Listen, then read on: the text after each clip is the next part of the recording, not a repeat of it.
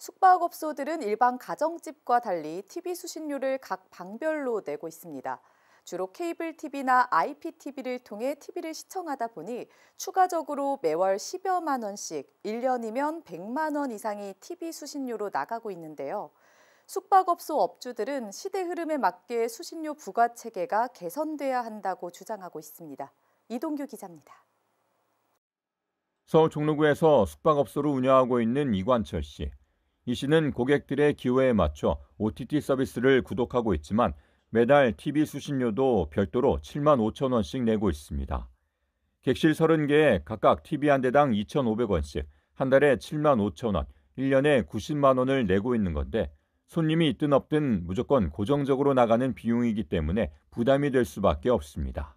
요즘에 그 손님들이 OTT가 많이 이렇게 보편화되어 있기 때문에 뭐 넷플릭스라든가 디즈니라든가 그런 뭐 쿠팡 그런 OTT를 많이 보고 있고요. 그다음에 또 그 숙박업소에서는 그 온라인으로 그 TV가 되기 때문에 그 유튜브도 시청이 가능하거든요. 그래서 실질적으로 그 TV 시청하는 그 고객은 그렇게 많지 않다고 생각을 하고 있고요.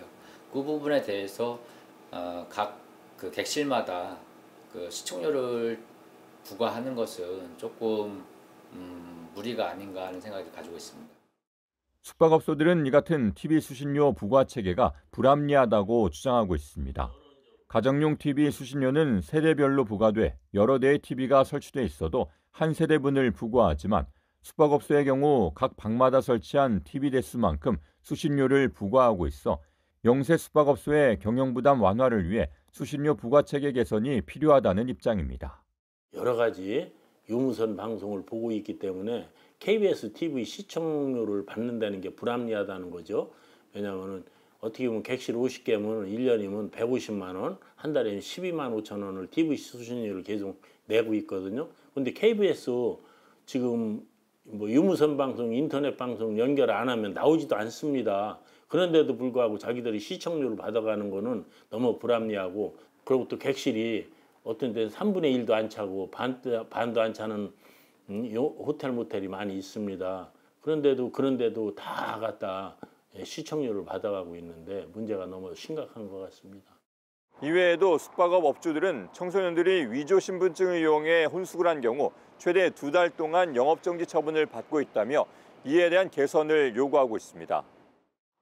신분증을 위조해 혼숙을 하거나 성년만 미리 객실에 들어간 후 주인이 잠시 자리를 비운 틈을 타 미성년자가 들어오는 경우 이를 막기란 쉽지 않은 상황인데 숙박업주에게는 최대 2개월의 영업정지 처분이 내려지기 때문입니다.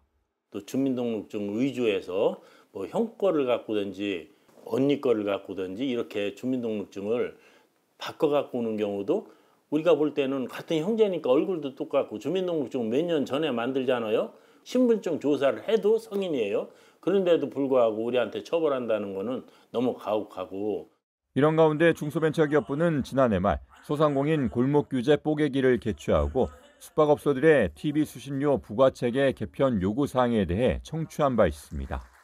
영세 숙박업소에게 부담을 주는 TV 수신료 규제는 합리적으로 개선해야 한다고 판단해 소관 부처인 방송통신위원회에 텔레비전 수상기 수신료 부과 기준 합리화 추진을 건의하였습니다. 옴부즈만에서는 소상공인의 어려운 현장, 소관 부처 입장, 현재 TV 수신료 분리 징수 이슈 등을 종합적으로 검토하여 보았을 때 시대의 흐름에 맞추어 TV 수신료 부과 체계를 다양화하는 등의 개선이 반드시 필요하다고 생각합니다. 또 이 자리에 함께한 국민판정단의 대다수는 숙박업소의 입장에 공감했고 TV 수신료 부과 체계의 개선이 필요하다는 의견이 압도적으로 많았습니다. 디지털 시대의 도입에 따라 획일적 수신료를 부과하는 것은 불합리한 규정이라는 점입니다. 좀 더 상세하게 말씀을 드리자면 공실률이 높은 이러한 영세 숙박업소의 경우에는 비어있는 방에 TV를 설치했다는 이유만으로도 앞서 말씀해 주신 것처럼 TV 수상기 대수만큼 수신료를 받는 것은 불합리하다라는 점입니다. 중기부는 이 자리를 통해 한 대분 수신료만 징수하거나 설치 대수별로 구간을 정해 수신료를 부과하는 방식으로 바꾸자는 등의 의견을 수렴했고 관계부처와 지속적인 협의를 통해 개선해 나갈 예정이라고 밝혔습니다. 한편 법제처도 지난달 2일 대한숙박업중앙회와 간담회를 갖고 청소년의 위변조한 신분증을 이용한 혼숙 등에 대한 현장 애로사항을 청취했습니다. 이와 관련해 법제처는 청소년이 고의로 법 위반 행위를 유발한 경우에는 숙박업자들에 대한 제재 처분을 면제할 수 있도록 하는 내용을 담은 공중위생관리법 등 6개의 법률 개정안이 현재 국회에 발의돼 있다며 해당 법률안이 신속하게 국회를 통과할 수 있도록 적극적으로 지원하고 부당하게 피해를 보는 사업자가 없도록 제도적 기반을 강화할 계획이라고 밝혔습니다. 뉴스온 이동규입니다.